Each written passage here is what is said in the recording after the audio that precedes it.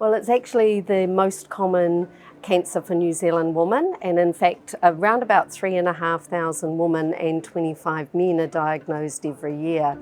And statistically, 1 in 9 of us will develop it at some point in our life. So it's really our number one cancer there. We actually have quite a good survival rate if we find breast cancer early detected, especially on a mammogram. So the 10-year survival rate, if breast cancer is detected on a mammogram, is as high as 95%. So finding it early gives us the best odds. So as a woman and having breasts, and as we age, obviously puts us at risk. We look at family history and genetic links, and while that does elevate risk a little bit, only about 5 to 10% of breast cancers are actually linked to family history and genetics. If, for instance, we come from a Ashkenazi Jewish heritage background, that elevates our risk as well. And some other risk factors, when we drink a lot of alcohol, all those sort of lifestyle things can elevate our risk as well. And if we have a family history of breast or ovarian cancer, especially under the age of 50, that's something to look out and discuss with your doctor as well. For most of us, the signs and symptoms that people are looking for or they know of is finding a lump somewhere in the breast tissue. But I really need to stress that that's not the only sign, that is only one sign.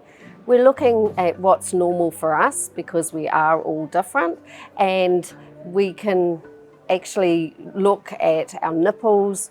If they point outwards normally and one's been pulled to the side or pulled under by something growing underneath, any discharge from a nipple, clear or blood stained, or just around that nipple, dry, itchy, crusty, flaky skin. We need the aid of a mirror to sort of look at the entire breast surface, and if there's any hollows or dents or puckering in the skin, and maybe one breast does get a little bit larger, there's a reddened area, it gets warm, a bit firmer, and it sort of looks like orange peel, the texture of the skin changes. So any of those, including that lump, may be a sign. Free mammograms in New Zealand commence at the age of 45. On the 1st of October, the age will be extended to 74. It will be every 2 years in that age group. However, we do encourage younger women at 40 to just think about having a mammogram just as their risk starts to increase. So the best way to be self-checking is, first of all, be familiar with your breasts. Know what's normal for you. So know how your breasts look and how they feel. And if we do this regularly, then we'll get to notice any subtle changes, because it might just be a very small change that could be something. So really, either in the shower, soap or shower gel on our fingers, or on the bed with body lotion, wherever you're more comfortable in checking. It's important that we actually go right up to just below our collarbone, because our breast tissue extends up there. It goes to the base of our breastbone where our line of our bra sits, but also wraps around the side and into our armpit. So we're feeling through all those layers, and we're just using the pads of our middle 3 fingers, pressing through those layers, staying in one position for a bit of time, and then moving off. Do sort of a pattern. You can do a koru pattern and work your way from your nipple outwards and right up to that collarbone, or you can go up and down. It doesn't really matter. The fact is that you're pressing through those layers, feeling for any of those lumps, and then standing in front of a mirror. Can be a bit confronting, raising your arms up or back, putting them on your hips, and you're looking at the surface of the breast, just making sure there's none of those changes that I spoke about, the nipple changes, the dents, puckering, etc. And if you do, just please go to your doctor, because the earliest that we do detect it, it may not be anything, but it is survivable if we get it early.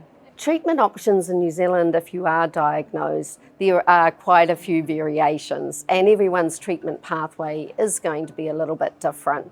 So it may involve surgery, and it might just be a lumpectomy where they just can remove the lump and the local area around that.